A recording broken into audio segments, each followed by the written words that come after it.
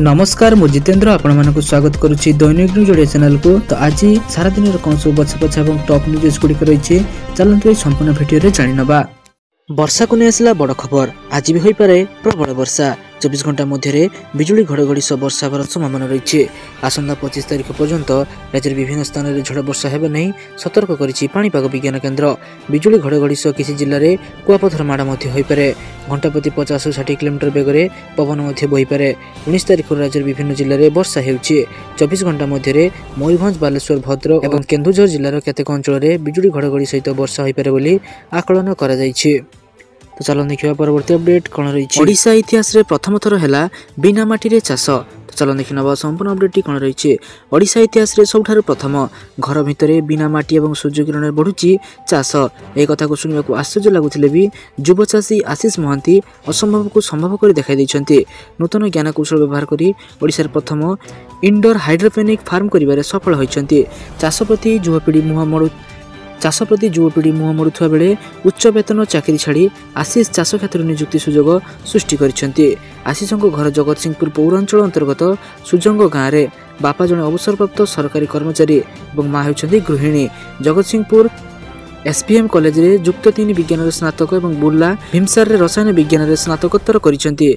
पर हैदराबाद रे एक बड़ कंपनी रे चाकरी करथिले भी आत्मनिर्भरशील हेबाकू से मन बळाइथिले। यार भितर बिना माटी रे चाष हेउथबा जानी से दिगरे गवेषणा करथिले। यूट्यूब रु चाष विषय ज्ञान पाया पर 2019 मसिया रे छात उपरे परीक्षामूलक भाव 800 वर्ग फुट रे 400 विदेशी पत्रयुक्त पनीपरिया लगाइथिले।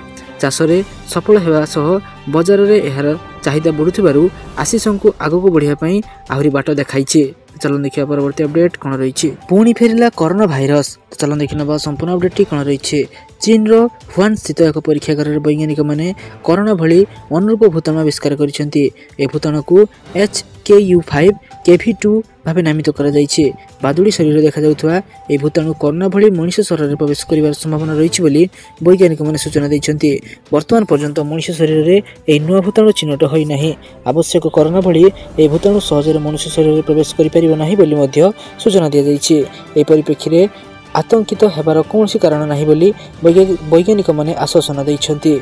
HKU5KV2 भूताणु बादुड़ी शरीर में चिन्हट करा जायतिले सुधा या मनुष्य शरीर को संक्रमित करि परिबो कि नाही से संपर्क में वैज्ञानिक माने स्पष्ट करि पारि नाहंती। तो चलो देखिए परवर्ती अपडेट कौन रही। मुख्यमंत्री जनजाति मिशन तरफ पानी पंप बंटन। समन्वित आदिवासी उन्नयन संस्था तरफ मुख्यमंत्री जनजाति जीविका मिशन योजना अधीन जनजाति जीविका परिषद हिताधिकारी मानकु पानी पंप बंटन करा जायछि। ए कार्यक्रम में कालीमेला माथिली मालकानगिरी ब्लॉक रो अग्रणी आदिवासी चाषी माने जोग दैथिले। प्रकल्प प्रशासक दुर्योधन भोई एही कार्यक्रम में सभापतित्व करथिले। बीजेपी जिला सभापति अशोक परिड़ा, सांसद प्रतिनिधि संजय सरकार और हरिविलास मंडल विधायक प्रतिनिधि प्रमुख जोग दे ए बंटन शुभारंभ करथिले। आईटीडीए रो प्रकल्प परिचालना विश्वनाथ मिश्र अतिथि परिचय प्रदान करने सह कार्यक्रम लक्ष्य और उद्देश्य संपर्क में सूचना दैथिले। विषय वस्तु विशेषज्ञ जगन्नाथ खिल कार्यक्रम परिचालना करथिले। तो चलो देखिए परवर्ती अपडेट कौन रही। राशन कार्ड को नहीं पुणी बड़ खबर। सूचना देले जोगाण मंत्री। गंजाम जिला छत्रपुर स्थित सर्किट हाउस ठारे राज्य खाद्य जोगाण और खाउटी कल्याण मंत्री कृष्णचंद्र पात्र धान किणा और राशन कार्ड पर ई-केवाईसी अग्रगति शीतल भंडार निर्माण आदि संपर्क में समीक्षा बैठक करछन्ती। से कहते मार्च 31 तारिख सुधा ई-केवाईसी कराई नियंतु एवं जो मैंने उक्त समय सीमा मध्य करेंगे नहीं से राशन कार्ड कटिज।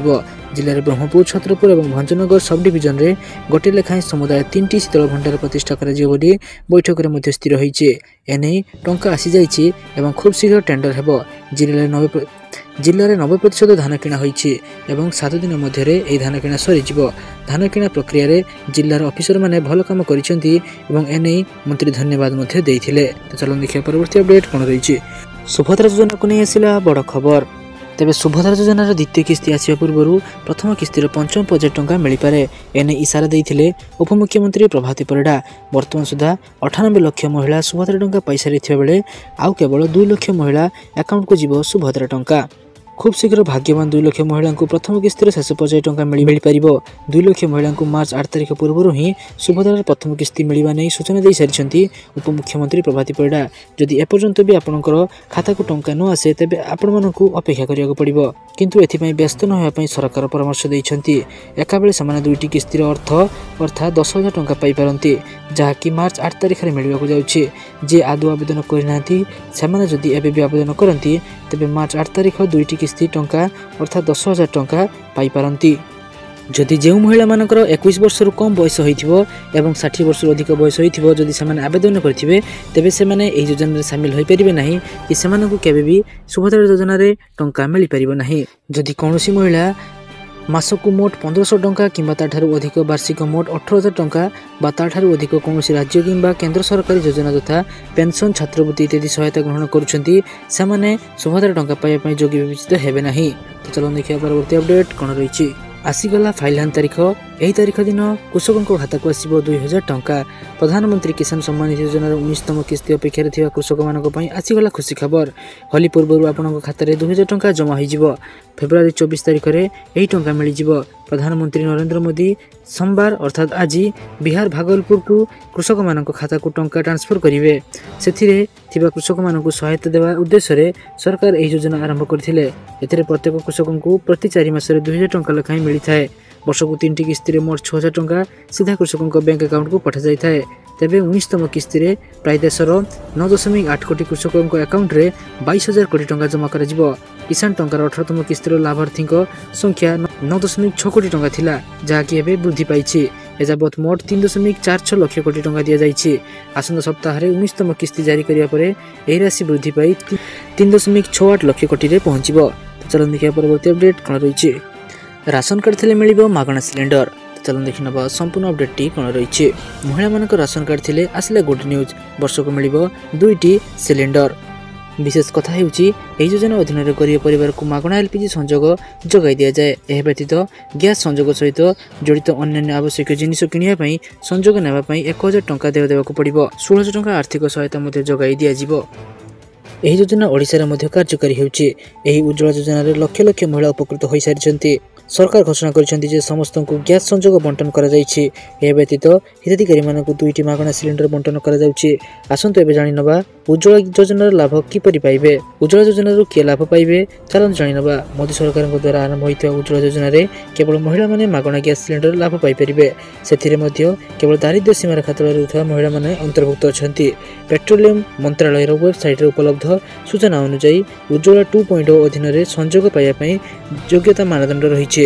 महिला आवेदनकारी बयस 18 वर्ष होइथिबा आवश्यक। गोटे घरे अन्य कोनोसी एलपीजी संजोग रहिबा उचित नुहे।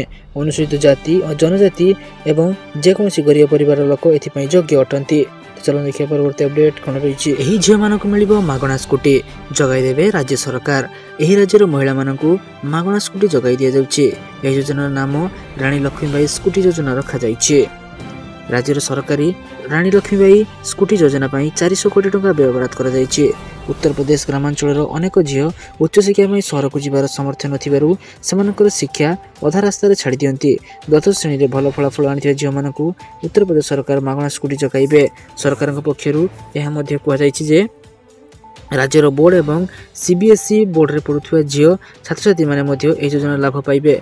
उत्तर प्रदेश सरकार द्वारा परिचालित एही योजना लाभ झील माने किपरि पाइबे से विषय आवश्यक सूचना एपर्यंत स्पष्ट करा जाय नाही। राज्य सरकार द्वारा बालिका शिक्षा को प्रोत्साहित करिया पई आहुरी अनेक आवश्यक पदक्षेप निया जाउछि। ग्रामांचल प्रयागराज और लखनऊ भली सहर को शिक्षा ग्रहण करिया पई आसुथुवा झील मानकु सुरक्षित और सुलभ घर जगाइया पई उत्तर प्रदेश सरकार खूब शीघ्र बालिका छात्रगृह योजना आरंभ करिवे। राज्य सरकार द्वारा परिचालित एही योजना गुड़िक लक्ष लक्ष झील को उच्च शिक्षा पाइबारे सहायता करिवो। तो चलो देखिया परवर्ती अपडेट कोन रहिछि।